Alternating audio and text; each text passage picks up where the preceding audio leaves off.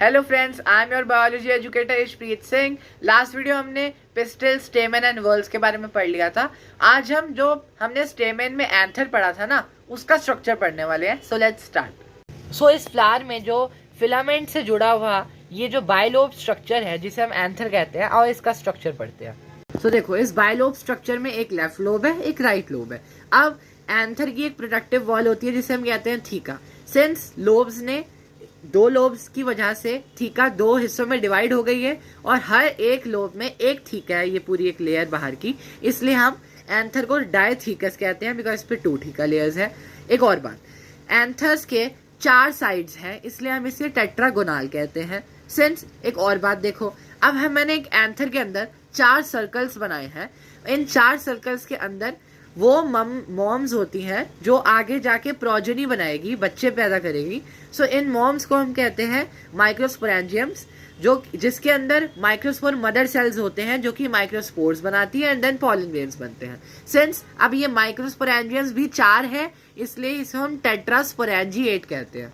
और जो line in दोनों लोब्स को सेपरेट कर रही है, उस लाइन को हम कहते हैं लाइन ऑफ डेहिसेंस, जो कि दोनों थीकास को और दोनों लोब्स को क्रिएट करती है और थीकास को सेपरेट करती है। सो बात करते हैं स्पोरोजेनस टिश्यू की। जब एक एंथर यंग होता है तो इन्हीं स्ट्रक्चर्स को हम कहते हैं स्पोरोजेनस टिश्यू, जो कि कॉम्पैक्टली अरेंज होमोजेनस सेल्स है। यानी सारे जो सेल्स हैं, एक तो बहुत कॉम्पैक्टली अरेंज है, मैंने कोई इनमें गैप्स नहीं दिखाई है, और बिल्कुल सिमिलर है, कोई एक दूसरे से अलग नहीं लग रहा। तो इसलिए हम कहते हैं कि स्पोरोजेनस टिश्यू क्या है? Group of compactly arrange homogenous cells, जो कि हर माइक्रोस्पोरेंजियम में होता है यंग एंथर के अंदर। इसकी लोकेशन है, ये डिप्लॉयड होता है, क्योंकि हमें पता है, एक पॉइंट याद रखना, हमेशा पेरेंट्स डिप्लॉयड होते हैं और जो उनके गैमीट्स है वो हैप्लॉयड होते हैं। गैमीट्स के फ्यूजन से 2 गैमीट्स होते हैं, तो हैप्लॉयड की फ्यूजन से डिप्लॉयड प्रोजेनी फिर से बन जाती है।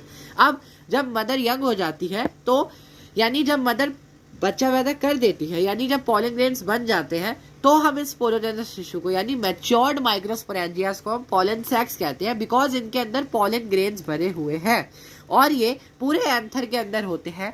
लाइक एक एंथर में ऐसी 4 लोब्स होती है, तो ये सारी 4 लोब्स में ढेर सारे पॉलन्स भरे हुए होते हैं।